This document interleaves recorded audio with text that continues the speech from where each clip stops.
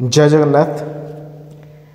आज मु बसी एवं किछि कथा भाबुथिली। किछि कथा भाबिबा भितरे निज भितरे गोटे सृष्टि हैला एमिति विचार मुझे चाहिए कि आपण मान सहित शेयर करवा निहाती आवश्यक। से मु आज ए वीडियो ने भल लगिले लाइक कमेंट शेयर जरूर करेंगे। गोटे एमिति कथा जहाँकि आम जीवन रे प्रत्येक सनातन लोक एवं हिंदू धर्मर लोक माने ये जिनस को समस्ते जमिति फॉलो करुछंती से हिसाब रे आमे आज से विषय को टिके चर्चा करिबा। जो थे आमे समस्ते श्रीकृष्ण विषय रे कहूचे, श्रीकृष्ण को कहिथिबा कथा अन्य को सुनाइबा को भल पाउचे, किंतु केबे निज भितरे आमे चेष्टा करिने श्रीकृष्ण एवं गीतार रहस्य को बुझिबा पई। आमे निज निजर चरित्र को एमिति करि देइछे, ज्ञान तो अन्य को भल भाव दौचे, किंतु निज भितरे टिके भी ग्रहण करने को चेष्टा करने। कहबार अर्थ होचे या मु गोटे रास्ता रे जाउथिली,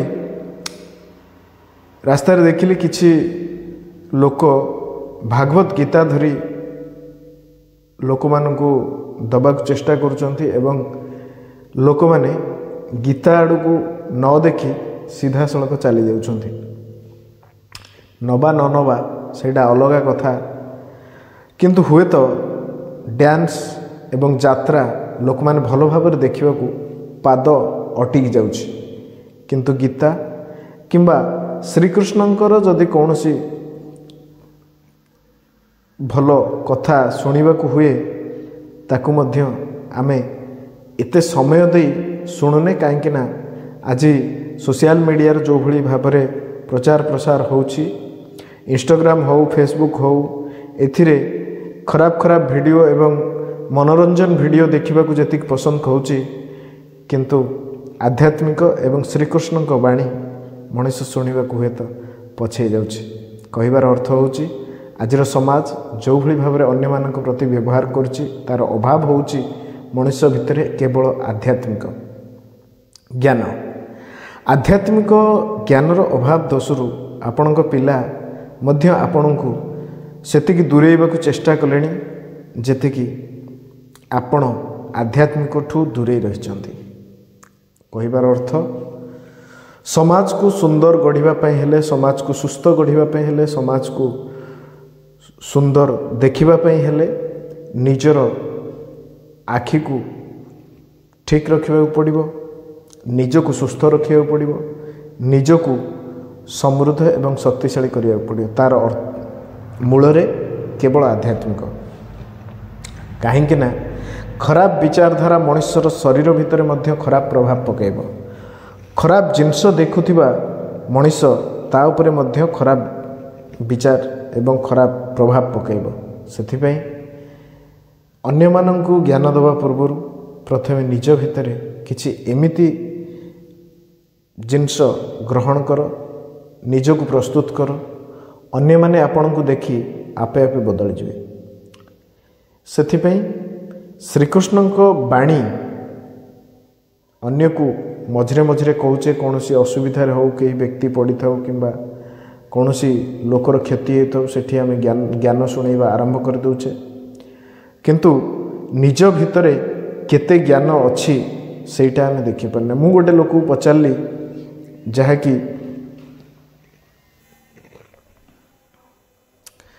मु गोटे लोक पचारली, मु कहली कि आज्ञा आपण आइंस कौन पाई खाउचंती? से मते कहले, मु निजे कहली कि भाई मु आमिष खाए ना, शाकाहारी लोक। से मते कहले बढ़िया कथा, आपण आइंस खाउनांती, एकदम बढ़िया, आपण को देह पा केबे भी खराब होनुथिबो। मु तांको कहली आपण खाआंती कि? से मते कहले हाँ भाई आइंस खाए। मु कहले कहीं आपण जदि मते कहि पारुचंती आपण आइंस खाउनांती, आपण भल कहउचंती, ताहले आपण कहीं से जिनस ग्रहण करना भल जिनसटा खराब जिनसटा? आइंस କାହାର ଶରୀର ଖରାପ ନୁହଁ, ତାକୁ ମାରି ଖାଇବା ସେଇଟା ହେଉଛି ସବୁଠୁ ବଡ଼ ଖରାପ। ପ୍ରଥମ ତ ଆମେ ପାପ କରୁଛନ୍ତି।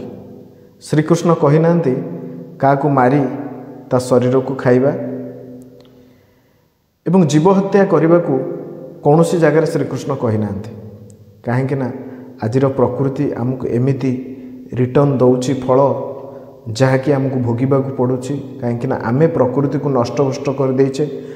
ପ୍ରକୃତିରେ ମଧ୍ୟ ପ୍ରତ୍ୟେକ ଜୀବଜନ୍ତୁଙ୍କର ବଞ୍ଚିବାର ଅଧିକାର ଅଛି। ତା ପ୍ରତି ଆମେ ଧ୍ୟାନ ଦେଉନେ, କେବଳ ଆମେ ନିଜକୁ ସୁଖ ଦେବା ପାଇଁ ସମସ୍ତଙ୍କୁ ହତ୍ୟା କରି ଆମେ ଖାଇବାକୁ ଚେଷ୍ଟା କରୁଛେ। ସେଥିପାଇଁ ଆପଣମାନଙ୍କୁ ମୋର ଗୋଟିଏ ଅନୁରୋଧ, ଆପଣ ଗୀତା ପଢ଼ନ୍ତୁ, ଗୀତା ବିଷୟରେ ବୁଝନ୍ତୁ, ଶ୍ରୀକୃଷ୍ଣଙ୍କ ବାଣୀକି ବୁଝନ୍ତୁ, ଶ୍ରୀକୃଷ୍ଣଙ୍କ ଚରିତ୍ର, ଶ୍ରୀକୃଷ୍ଣଙ୍କ କଥା ଶୁଣିବାକୁ ଚେଷ୍ଟା କରନ୍ତୁ। ପ୍ରଥମେ ଅନ୍ୟକୁ ଜ୍ଞାନ ଦିଅନ୍ତୁ, ଠିକ୍ ଜ୍ଞାନ, ଏବଂ ଜୀବ ହତ୍ୟାରୁ ମୁକ୍ତି ପାଆନ୍ତୁ ଏବଂ ଜୀବ ହତ୍ୟା କରନ୍ତୁ ନାହିଁ। ଏହା ଆପଣଙ୍କ ପାଖରେ ଅନୁରୋଧ ରହିବ। ଶାନ୍ତିରେ ରହିବେ, ସୁଖରେ ରହିବେ, ସମୃଦ୍ଧି ବରଂ ଆସିବ। ରହିଲି, ଜୟ ଜଗନ୍ନାଥ। ଭିଡ଼ିଓଟି ଭଲ ଲାଗିଥିଲେ ସେୟାର କରିବେ, କମେଣ୍ଟ କରିବେ ଏବଂ ଲାଇକ୍ କରିବେ।